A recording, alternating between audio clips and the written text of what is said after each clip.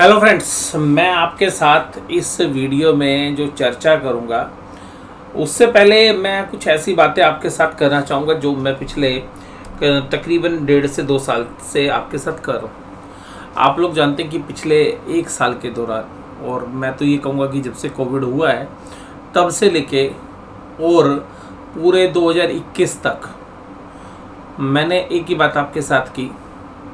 मैंने कहा कि बैंकिंग सेक्टर्स के अंदर अभी पेन हो सकता है, बैंकिंग सेक्टर से दूर रहिए। बेशक से बैंकिंग स्टॉक हो सकता है अच्छा कर रहे हों, लेकिन फंडामेंटली अभी भी रिस्क है।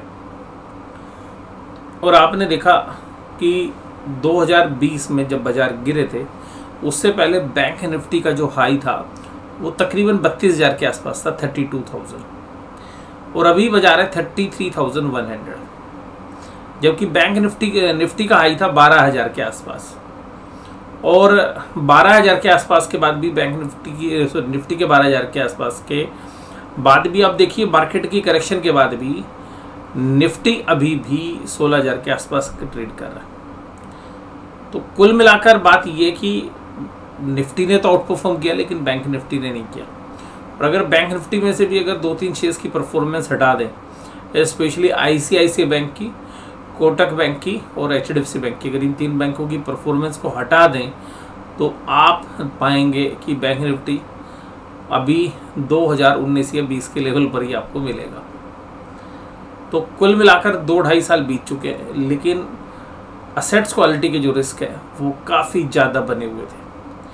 और आपने देखा कि बहुत सारे जो बैंक्स हैं उनकी परफॉर्मेंस इतनी ख़राब हुई कि मैंने जो आपके साथ बैंकिंग स्टॉक से दूर रहने का जो चर्चा की थी, और इवन मैंने जो खुद अपने पोर्टफोलियो में जो शेयर्स था आईडीएफसी फर्स्ट बैंक, उसमें भी प्रॉपर टाइम पर एग्जिट करने की जो है मैंने सलाह दी। और बहुत सारे जो एनालिसिस्ट है उस टाइम में बहुत बुलिश थे। और बैंकिंग सेक्टर्स के ऊपर जो मेरी राय थी वो आपने सुना भी होगा, नकारात्मक रही, और वो सही भी साबित हुई। आप देखेंगे कि आईडीएफसी फर्स्ट बैंक भी 65-70 रुपये से अभी 33-34 रुपये के आसपास आ गया। इसी तरीके से आरबीएल बैंक अभी भी कोविड वाले लेवल्स के आसपास ट्रेड कर रहा है जो मार्च 2020 के अंदर थे। इवन एक छोटा मिड कैप शेयर्स जो मुझे अभी फंडामेंटली ठीक लग रहा है उसमें भी करेक्शन आई, फेडरल बैंक 84 रुपीज़ के आसपास जो है ट्रेड कर रहा है। इसी तरीके से अगर आप देखें तो आईसीआईसीआई बैंक ने आउट परफॉर्म किया है अगर पूरे बैंकिंग सेक्टर से पिछले 1.5 से 2 साल की परफॉर्मेंस को देखेंगे तो। अब मुझे पर्सनली क्या लगता है, मुझे ऐसा लगता है कि जो पिछले 1.5-2 साल में जो पेन था वो किस तरीके से इम्पैक्ट करना था। हालांकि अभी भी कुछ रिस्ट्रक्चरिंग है, तो भी अगर हम उसको कंसीडर करें तो एक लॉन्ग टर्म पोर्टफोलियो के हिसाब से एक ऐसा शेयर जो अभी मुझे सस्ता लग रहा है, सस्ता इसलिए नहीं लग रहा कि वो वास्तव में बहुत सस्ता है, लेकिन अगर हिस्टोरिकल वैल्यूज देखेंगे आप उसकी तो आपको सस्ता लगेगा।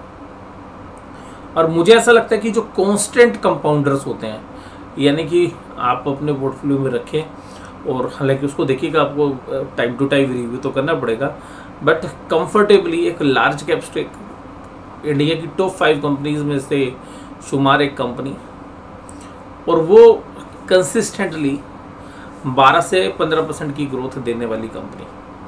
लेकिन पिछले साल कोविड के पीरियड की वजह से वो ग्रोथ जो है इम्पैक्ट हो गई, और जिसकी वजह से अभी तक शेयर्स के प्राइस को खामियाजा भुगतना पड़ रहा है। पिछले 5 साल में ये शेयर फिर भी ऐसे दशाओं के अंदर भी 50% चला है, यानी कि पिछले 5 साल के अंदर 50% रिटर्न दिए, जो कि मुझे काफ़ी कम लगती है।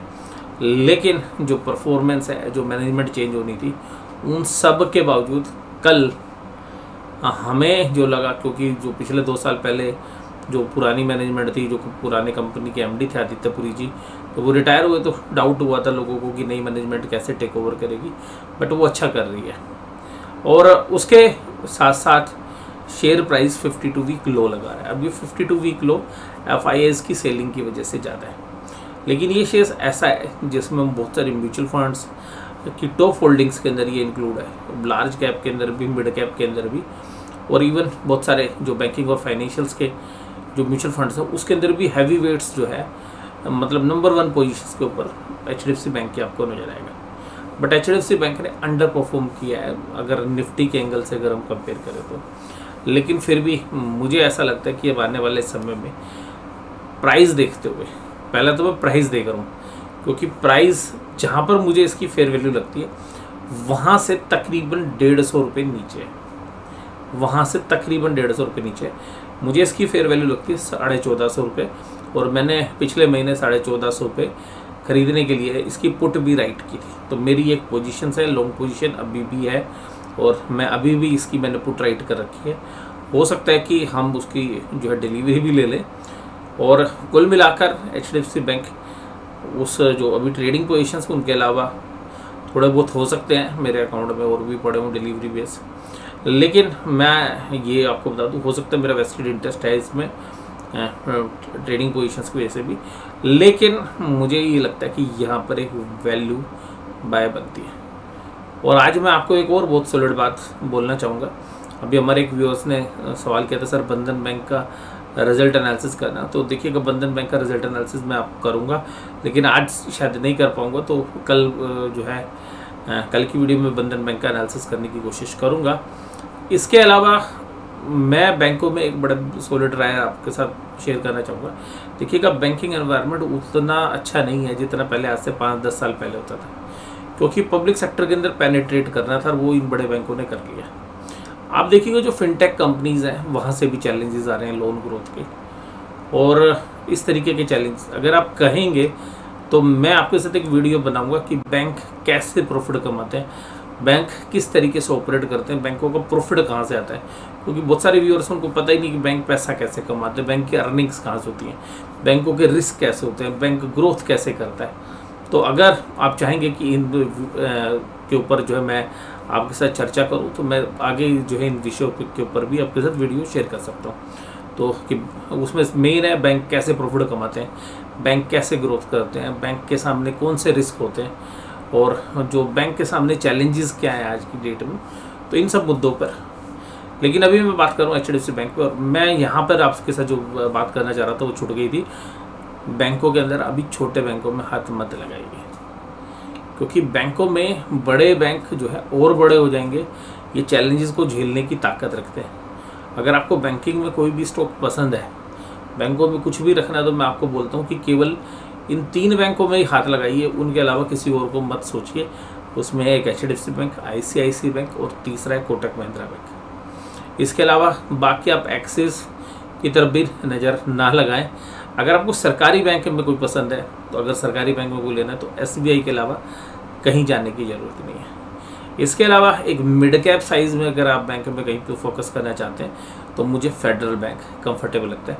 लेकिन फिर भी मैं मानूंगा कि बैंकों के अंदर केवल और केवल बड़े बैंक्स अच्छा करेंगे, ऐसा मुझे लगता है। अब जिस तरीके से इन्होंने अपनी एसेट्स क्वालिटी को कंट्रोल किया है, तो उसी कड़ी के अंदर मैं आपके साथ बात करूं HDFC बैंक के बारे में। तो HDFC बैंक देखिएगा 1291 रुपये का 52 वीक लो लगा है।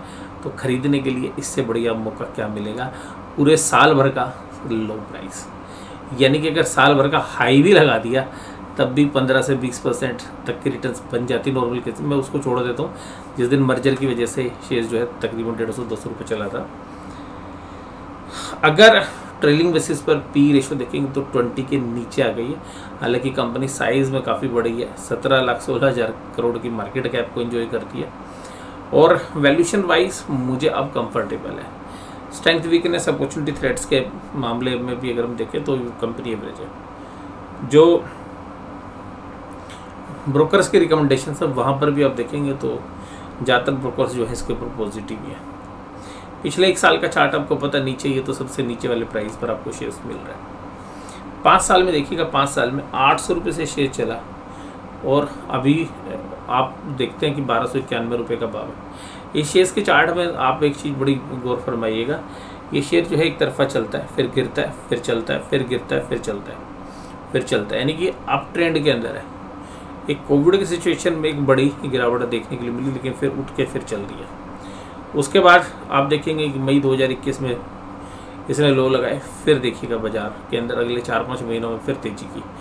अब जो बाजार में ये गिरा है, तो हम ये उम्मीद करते हैं कि ये आगे अच्छा करेगा, और अब तो इसकी फाइनेंशियल परफॉर्मेंस भी इम्प्रूव हो रही है।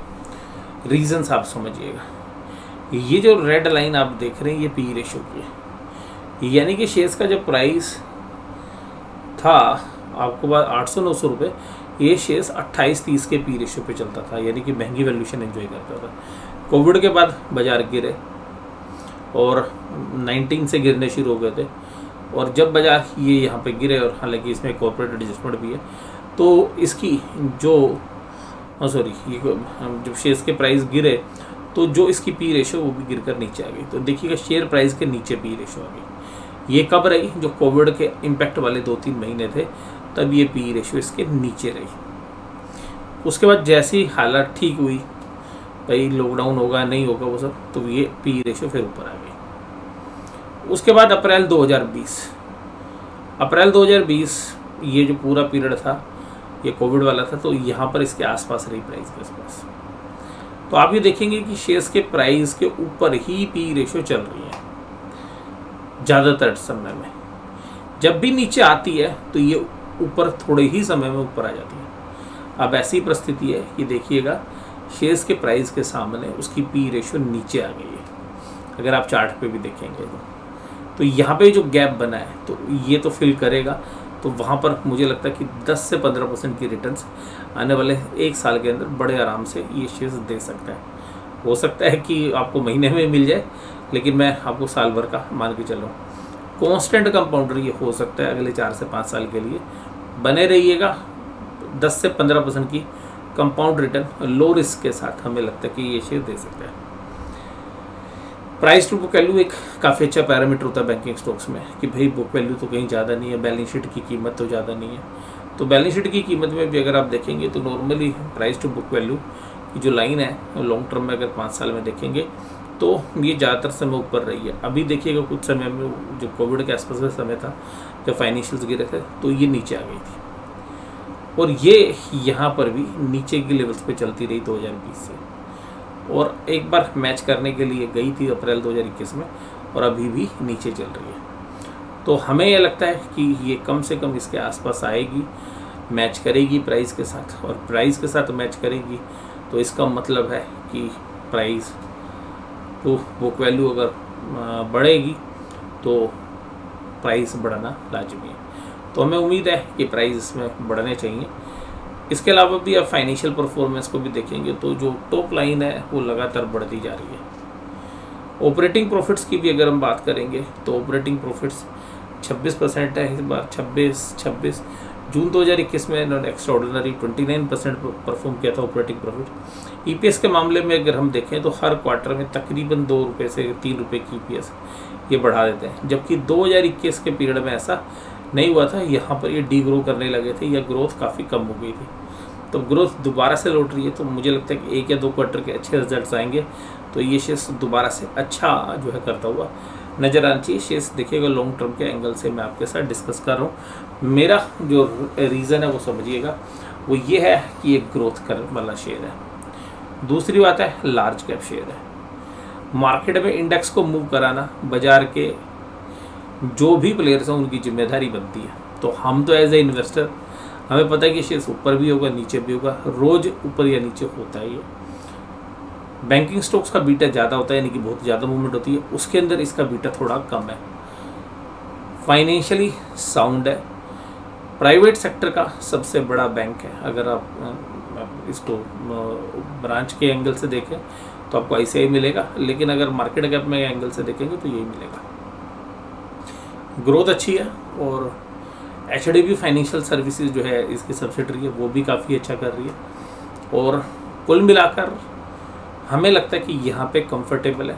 एफआईएस की सेलिंग जैसे ही रुकेगी इस शेयर्स में एक अच्छा दम आ सकता है, और मुझे लगता है कि ये वैल्यू पिकिंग है।